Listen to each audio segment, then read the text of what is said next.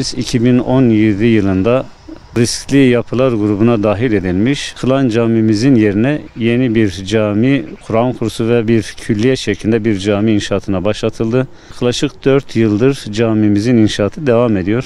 Bittiği zaman bölgenin en güzel camilerinden, ilimizin en büyük camilerinden birisi olacak inşallah.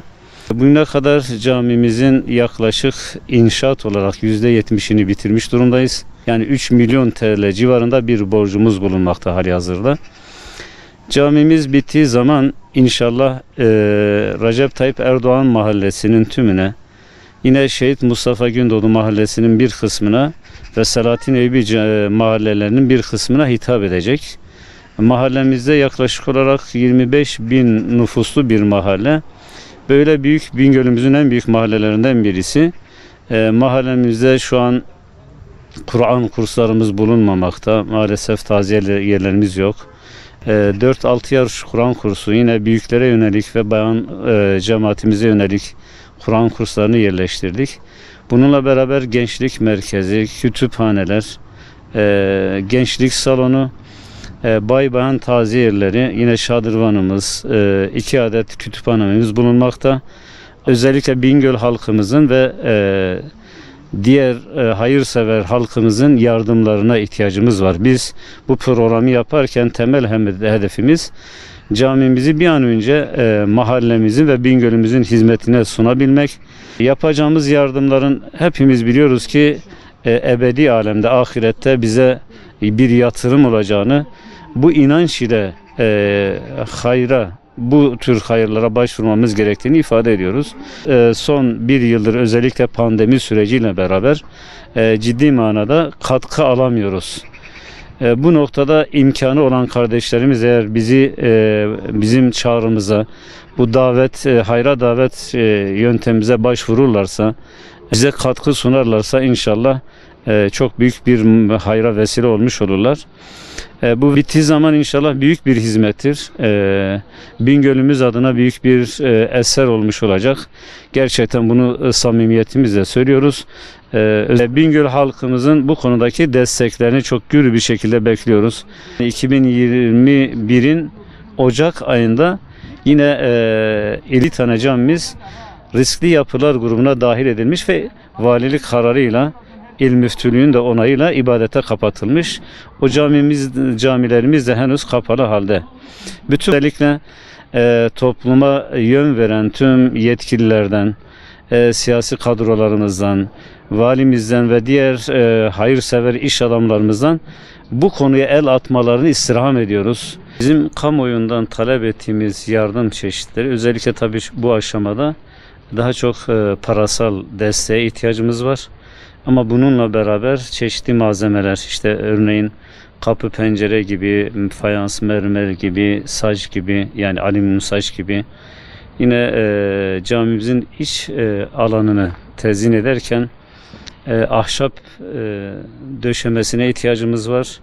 Yine özellikle doğalgaz tesisatının döşenebilmesi için çok ciddi manada bir ekonomik desteğe ihtiyacımız var.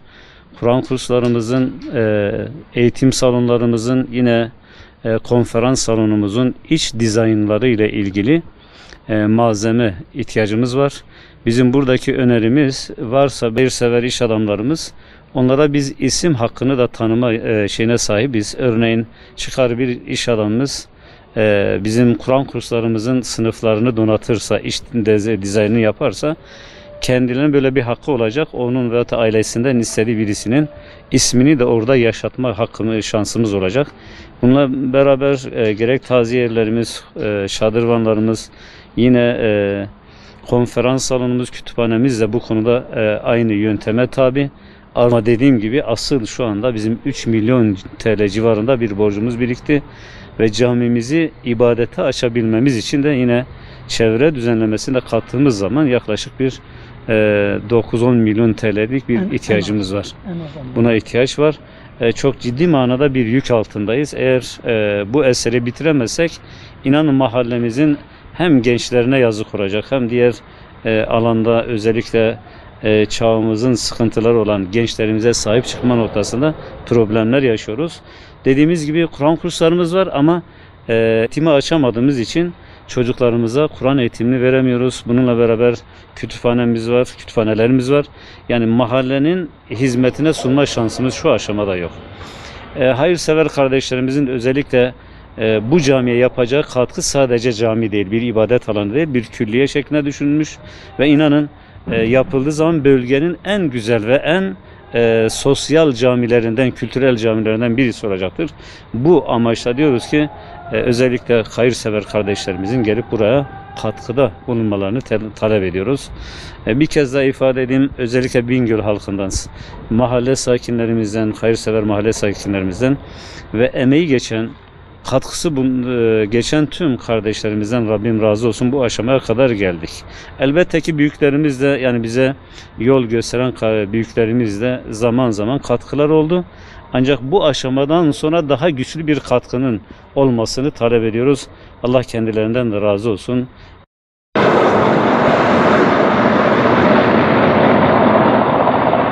Büyüklerimize, Bingöl zengin iş adamlarımızdan yardımcı olmalarını istirham ediyorum.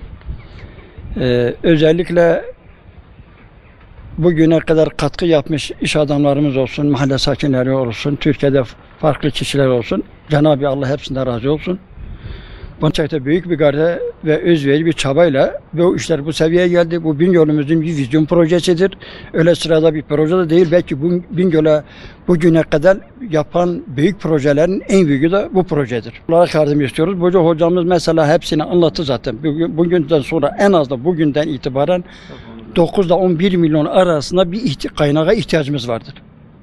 Çevre düzenlemesinin, önce istizadini, yapılan işlerin borçlanmasını kapatması için böyle bir şeye finansa ihtiyacımız vardı. Şu anda biz prefabrik yaptığımız yerden geç olan namaz kılıyoruz. Tabii ki bu camide öğrenci için, bay olsun, bayan için olsun, 0-4-6 yaş grup çocuklar için olsun, bayan kütüphaneleri olsun, taziye yerleri olsun, abdesthaneleri olsun, engelli rampaları olsun. Ondan sonra çok vizyonlu bir projedir. Bunu herkesin gelip yerinde de görmesini rica ediyoruz. Sıra geliyor. Torba yapıyor. Yağmur.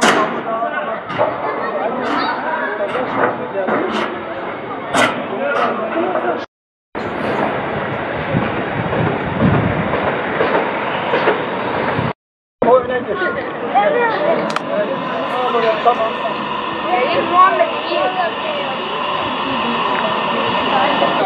Büyük iş adamları camimize el atarsa camimiz hızlıca yapılacak ve böylece hızlıca yapılacak.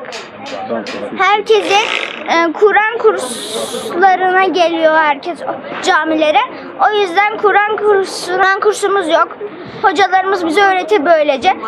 Öğrettikçe biz de ilerleyip büyüklerimizin yolundan gideriz. O yüzden büyük iş adamları bu işe el atarsa cami hızlıca yapılacaktır. Lütfen bu işe el atın. İsmim Serhat, soyadım Karakış. Şu anda yaz Kur'an kursunda Kur'an dersi alıyoruz. Camimiz halen yapımda. Kur'an kursumuza kavuşmak istiyoruz. O yüzden büyüklerimizden yardım istiyoruz.